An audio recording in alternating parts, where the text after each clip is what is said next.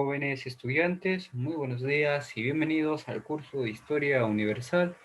Quien les saluda el profesor Ronaldo Cotera. El día de hoy vamos a trabajar el siguiente tema que viene a ser América Latina. Bueno, vamos a dividir América Latina en décadas y también vamos a dividirlos en algunos temas o subtemas. En este caso vamos a trabajar América Latina, los populismos. Pero antes de entrar a detallar un poco más de lo que viene a ser justamente los populismos y América en general, debo hacer una introducción y debemos tener en cuenta que América Latina tuvo una participación importante dentro de la Guerra Fría. ¿Por qué menciono esto?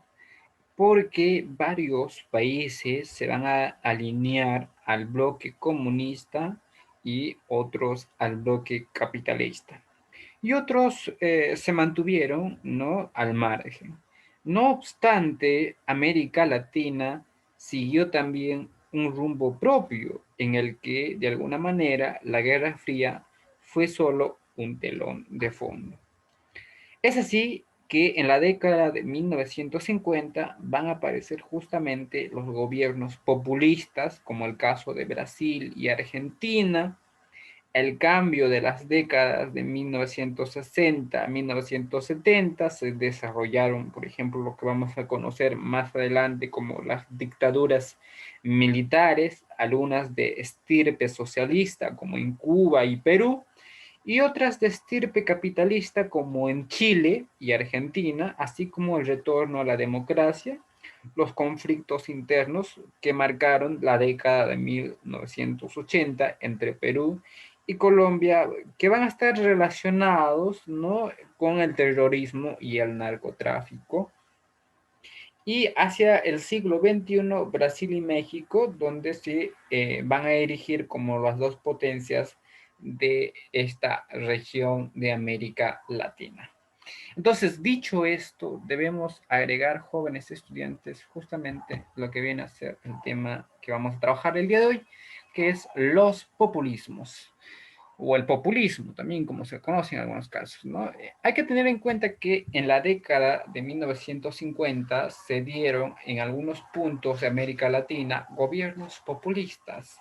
Los gobiernos populistas básicamente son gobiernos pues que lo hacen sin tener una mesura, sin tener ninguna duración al tiempo, ¿no?, donde básicamente con el despegue de la Guerra Fría fue también una década en la que se va a sentir fuertemente la influencia de los Estados Unidos en Latinoamérica.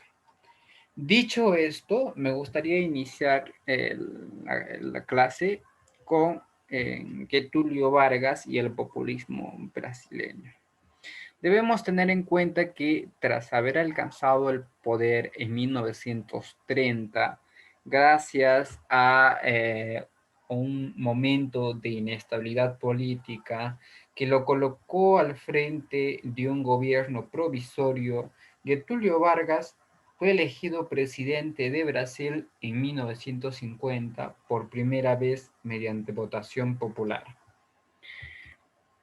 Fue él quien va a instaurar una política de gobierno típicamente populista, nacionalista, que se va a enfrentar con la burguesía brasileña y con los capitalistas estadounidenses. En 1953 fue creada Petrobras, ¿no?, la Corporación Estatal de Petróleo, recurso que en esos años se empezaba a extraer en el país de Brasil. La intervención de los Estados Unidos fue compleja.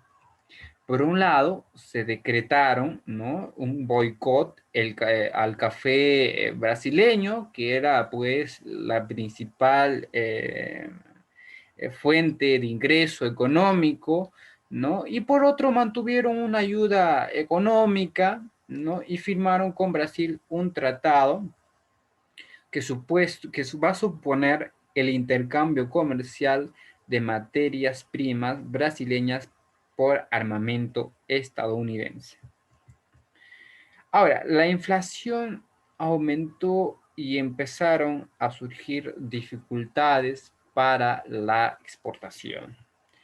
Esto significativamente provocó que las obligaciones financieras de Brasil con los Estados Unidos crecieran, lo que a su vez trajo graves problemas, ¿no? Ahora, las relaciones con Estados Unidos se iban deteriorando poco a poco, en parte por la aproximación a los comunistas por parte del ministro de Trabajo, João Goulart, que finalmente fue destituido del cargo. Es así que los problemas internos también campeaban, ¿no? Así como, por ejemplo, el periodista Carlos Lacerda renunció a Getulio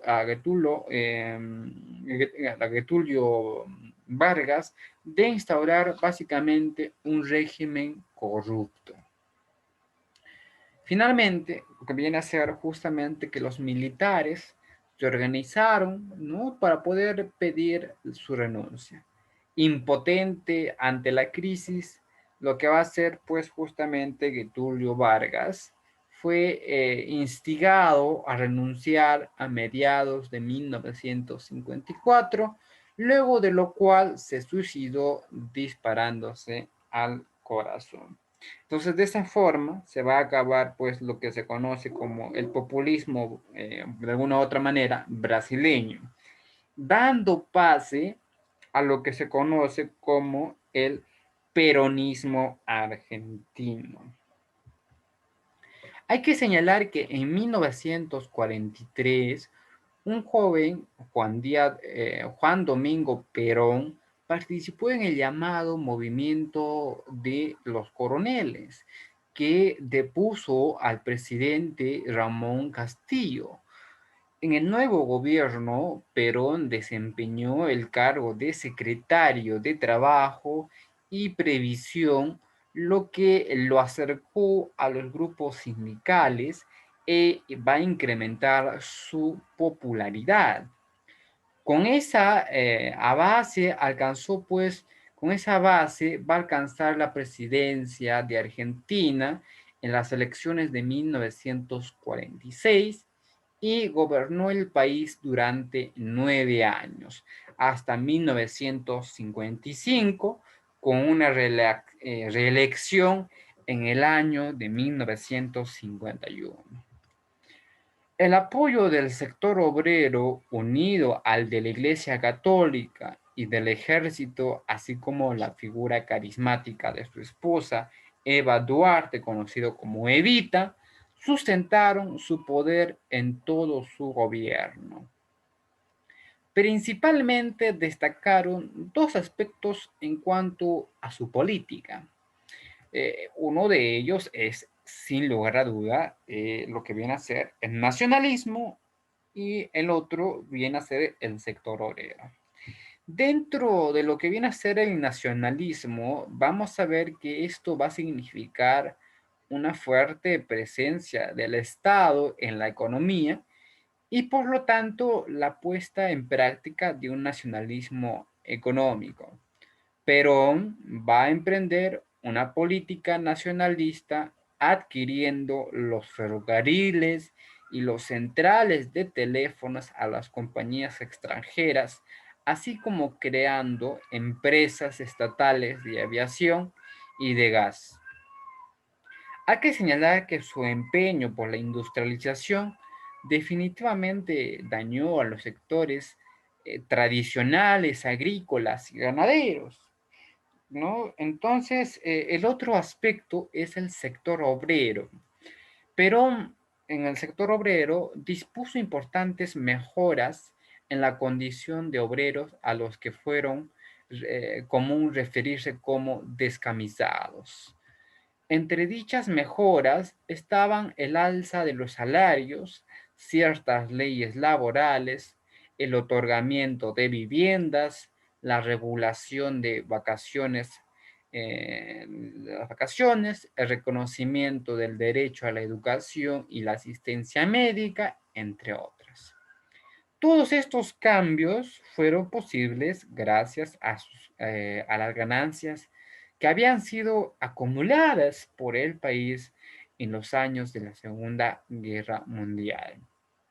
Sin embargo, los sindicatos pasaron a estar bajo el control del mismo Perón, con lo que neutralizó toda oposición popular que estuviese en contra.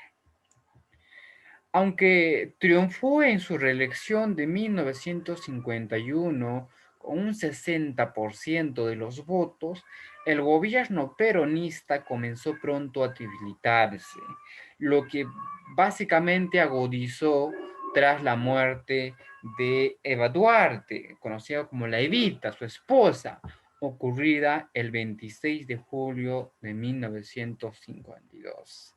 La crisis económica hizo que el gobierno dejara de lado algunos de sus postulados básicos, redujo el salario de los obreros y en contra de su prédica nacionalista abrió la economía al capital extranjero. Su poder se mantuvo silenciando a las críticas y se controlaron los medios de comunicación.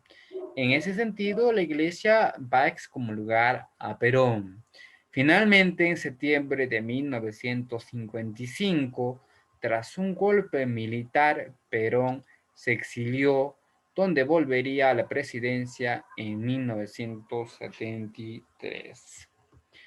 Posteriormente vamos a ver también la presencia de estadounidense en América Latina, ¿no?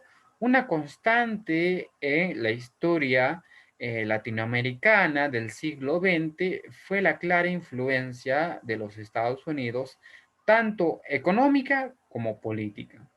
El objetivo central de esta actuación fue evitar la aparición de brotes comunistas en el marco de la Guerra Fría. Latinoamérica había pasado del dominio europeo al control estadounidense. Este hecho quedó evidenciado con la firma del Tratado del Río en 1947, donde un acuerdo de cooperación entre la superpotencia y 19 naciones latinoamericanas y con la creación en 1949 de la Organización de los Estados Americanos, o conocido como la OEA, con evidente liderazgo estadounidense, vamos a ver que durante la Guerra Fría los Estados Unidos consideraron legítimo controlar y vigilar el desarrollo de la política latinoamericana, incluyendo la intervención armada. Uno de los casos más conocidos fue justamente el de Guatemala. Allí, en 1954, el gobierno del coronel Jacobo Orens buscó aplicar un paquete de medidas económicas que mejorasen la situación de las personas más pobres. Como parte de esas medidas, va a implementar justamente una reforma agraria y va a expropiar las tierras de las grandes o de los grandes latifundistas, afectando directamente a la compañía estadounidense International Fruit Company.